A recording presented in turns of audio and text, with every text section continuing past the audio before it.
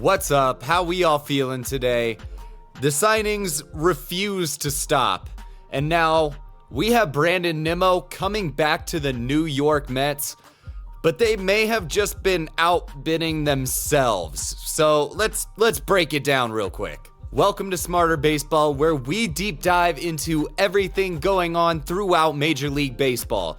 If you enjoy the content and want to support the channel, like the video, subscribe to the page, turn on notifications, share it, be one of those guys on the side of the street with a cardboard sign and a microphone, however you want to help. So Brandon Nimmo, center fielder of the New York Mets, is back in New York on an 8-year, $162 million deal.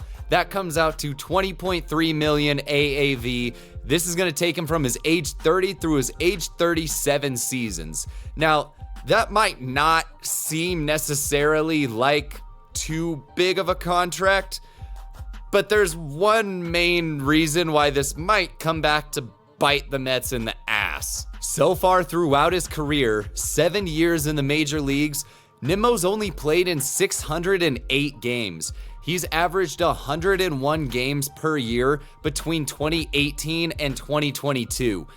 Granted, that's got 20 in there, but it's not good. 2,368 plate appearances with a slash line of 269, 385, 441 for a 827 OPS. 63 home runs, a 130 OPS plus, 134 WRC plus, 17.2 baseball reference WAR, and 17.9 F-WAR. When he's on the field, the dude's a pretty good player, but that when is a really big question mark. So diving a little bit deeper into Nimmo, his career 336 BABIP is pretty good to go along with the 173 ISO, the 89.2 exit velo, hard hit percentage, homers per fly ball. That's all kind of there. Like, he's a pretty well-rounded hitter, definitely more contact than power. But the reason we don't see this translate as much onto the field, he's way more of a ground ball hitter than fly ball hitter. The line drive percentage is right around average, but he keeps the ball relatively low. He's got a pretty low launch angle. So any power that he does have isn't really getting maximized. He's gonna strike out just about as much as your average hitter, but this dude's boots were made for walking, because he's not gonna swing at all if it's a ball, because he barely swings if it's a strike. He's up there to see pitches. If he gets that perfect one, great. But if you're not gonna come at him, he's perfectly content with just walking his happy ass down to first. I mean, it got him $162 million, so like, I'd scuttle down to first with a smile on my face too. When he gets on base though, he's not contributing a whole lot on the base paths. His stolen base percentage is noticeably below average, but he does have the tendency to swipe the extra base, so like, little column A, little column B, I guess. Now in 2022, he went out to prove that he could play a healthy full season, and he got 151 games, 673 plate appearances, slashing 274, 367, 433 for an 800 OPS, 16 home runs, a 130 OPS plus, 134 WRC plus, 5.1 BWAR, and 5.4 FWAR. Now his BABIP went down this year, despite the fact that his average was above his career average. But then on top of this, just to make this an even weirder situation than this already is, his exit velo, barrel percentage, hard hit percentage were all at or above his career averages. So he's squaring the ball up and hitting it harder than he has, but his ISO, homers per fly ball, and home run percentage were all down. Well, that's what happens when your ground ball percentage jumps up to over half of the balls that you've hit. He hit even less fly balls, but really hurt himself by hitting even less line drives.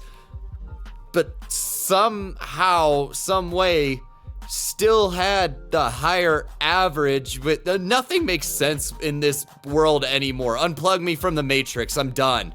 He's gotten his strikeout percentage down noticeably from his career average, but his walk rate also dropped this year. Weirdly, the ratio is like right about at the same.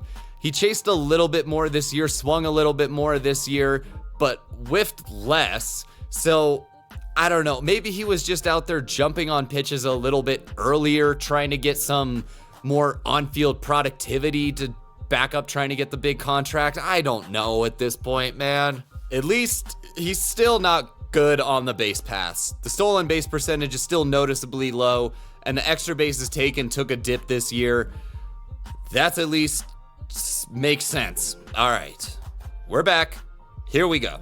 So that's Nimmo offensively. Now defensively, when we look at his advanced fielding metrics from Fangraphs, out of 30 center fielders who played at least 500 innings this year, his defensive runs saved a -3 had him ranked 23rd. His UZR per 150 of -0.5 had him 19th. So towards the bottom in both of those, but his outs and runs above average were 10th and 12th. So like upper middle, and his total defensive rating of 1.9 had him 17th. So about average-ish, a little below. So we see what the numbers say about him, but where does this put him in terms of percentile ratings? Looking at the max exit velo, we can tell that there's some power in there, but all of the rest of the power stuff shows that it's kind of spotty, hit and miss, and we don't really see it translated onto the field entirely. What we do see translated, good contact ability, good approach. He's not gonna whiff, chase, any of that. The dude is a pretty good leadoff hitter, at least. When we look at his fielding along with this, he's got some sprint speed to cover ground out there and gets a high amount of outs above average, despite not having all that great of an outfielder jump. So looking at this contract, the question for me isn't as much, why would the Mets bring back the player Nimmo? I think the player Nimmo is shown that he's a pretty solid major league player. The question is, why would you bring back a guy who has as clear of an injury history as he does for the amount of years and the amount of money that you did?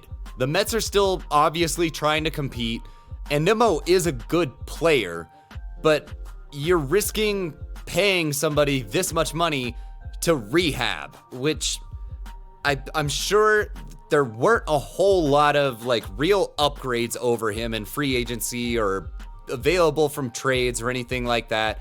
And there were other teams that were involved that were trying to get his services.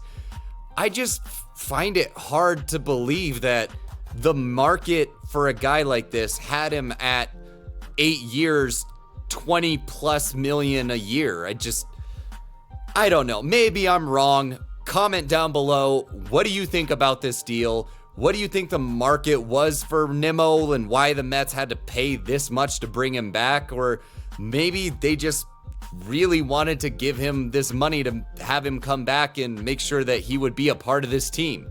Leave your comments down below. If you made it this far, thank you for watching. If you enjoyed, you want to support the channel, like the video, subscribe to the page, turn on notifications so that you can help the channel grow. It reaches more baseball fans who get to enjoy it as well, and you don't miss out on any future content coming out where we deep dive into the biggest storylines and anything going on throughout Major League Baseball. Depends how bored I get. Once again, thank you for watching. Thank you for supporting. I hope you enjoyed. Have an awesome day. I'll see you in the next one.